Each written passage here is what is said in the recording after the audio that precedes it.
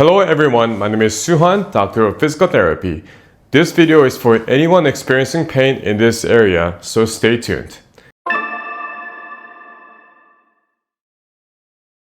To ensure we provide the right exercises for your pain, there are 3 conditions in addition to the pain location that needs to be matched. First, you often engage in daily or work activities that require overhead shoulder movements or play sports involving drawing such as baseball. Second, you experience pain on the backside of your shoulder when your arm moves sideways to 90 degrees and rotated upward up to 90 degrees. If you cannot move within that range or experience pain on the backside of your shoulder during the motion, it is also an indication. However, typically if you have suspected diagnosis, you would exhibit good shoulder external rotation motion. Lastly, try this motion and compare it to your other side. Move your arm to side up to 90 degrees and rotate it down. If you have less than 25 degrees of shoulder internal rotation compared to your other side, that is what we are looking for. If you have symptoms matching all of the above, we suspect internal impingement at this time. I'll briefly explain about the diagnosis and show you 3 treatment options you can consider. So, internal impingement commonly occurs in overhead athletes like pitchers. Results from excessive contact between the bony prominence called greater tuberosity from your arm and the socket of your shoulder joint called glenoid when the arm is placed in extreme range of motions for your arm moving to the side or rotating outward. So the first thing we want to do is a sleeper stretch. Patients with internal impingement often demonstrate decreased shoulder internal rotation as mentioned earlier. This exercise aims to decrease stiffness over the posterior capsule of the shoulder, which limits the motion.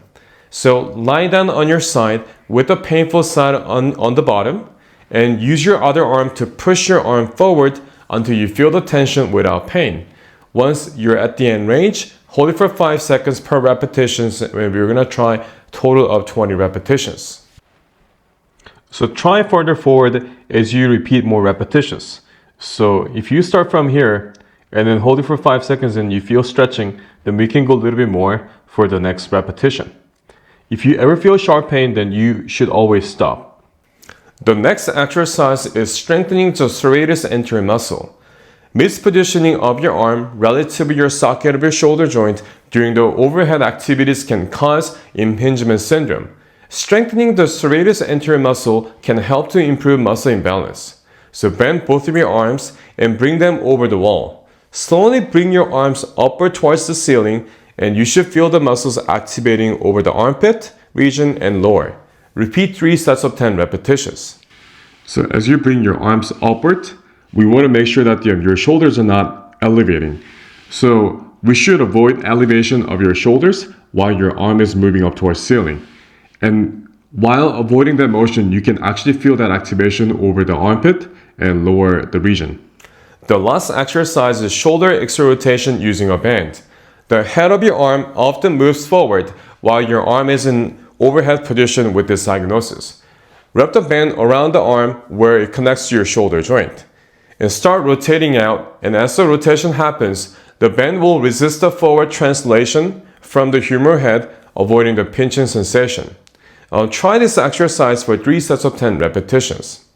So as you bring it up, your shoulder joint should be moving backward.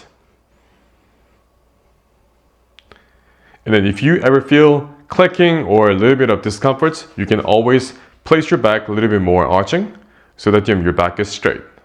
So how's it feel? Comment down below if you have any question. So thank you. Bye-bye.